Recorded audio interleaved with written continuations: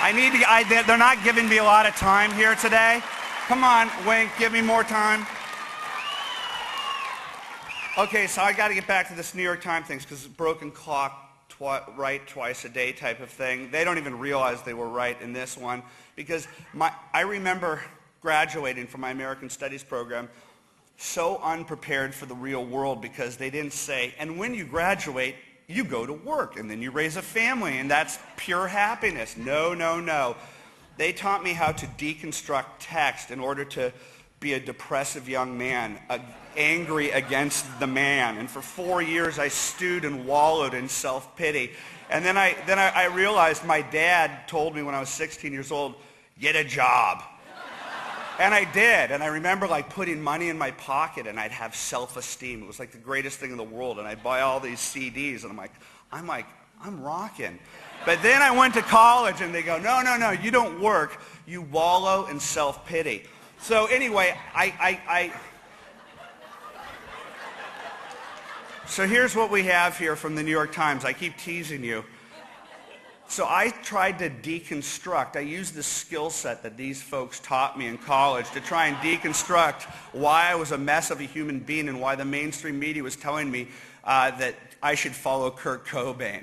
That was when I graduated. I go, okay, wait, okay. This guy's Generation X's leader. I'm a loser liberal. He's a loser liberal. What's the end game here? And then he shot himself. I was like, okay, I don't think I can afford this liberal strategy for this contract against America. So when I deconstructed said pathetic $100,000 education gone to waste, met a bunch of nice middle Americans out there and realized that the flyover country crap is BS. That was the one takeaway from college, is that the elitists on the coast, where I'm from and where I live, they're not too hot on you guys, and I'm on your side, not their side. But here's what we got. They didn't mean to write this paragraph. When you read the context of this article, the deconstruction of my academic past, looking at the books that I read, I was, what was that? I found out that these intellectuals from Europe during World War II emigrated to the United States, and we gave them safe haven in places like Columbia University.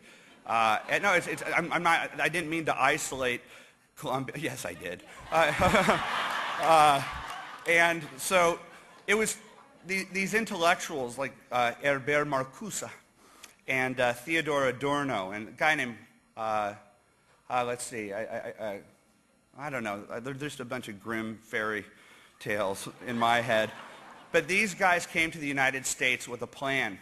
And this paragraph on this podcast on the Frankfurt School, which is obscure to everybody, but behind the scenes, these were the architects of our potential doom. These were the people who came up with the idea of multiculturalism and political correctness that makes it so that the teabaggers are the bad people, Hannah and James are domestic terrorists for trying to expose corruption, and Al-Qaeda are the good guys. You know, let's give them every right known to humankind, and then let's let them play Pong or something. So here's the paragraph that I keep saying I'm going to give to you. The Frankfurt School of Philosophers emigrated from Nazi Germany and became dyspeptic critics of American culture. Several landed in Southern California, where they were disturbed by the consumer culture and the gospel of relentless cheeriness. Depressive by nature, they focused on the disappointments and venality that surrounded them and how unnecessary it all was. It could be paradise, Theodore Adorno complained, but it was only California. I lost it. I said, this is it. This is my unified field theory. This is what happened. Okay, you come from Nazi Germany, and America's like, bring it on. We'll take your huddled masses, and we will give you California in its golden age. Clark Gable running around, the palm trees. They found the utopia that they claimed that they aspire to. And what did these guys do? It sucks, let's change it. I swear at night, I swear at night when I watch MSNBC, and I go, I don't understand where these East Coast people who have so much money, who go out every single night, running around town, having the best life in the world and the best country in the world, can go to work, put their pants on, and complain about this country. I'm like, it doesn't make sense to me. I'm not asking for them to be, I'm not asking for these people to be relentlessly cheerful, but grateful some every now and then would be pretty nice. And I wonder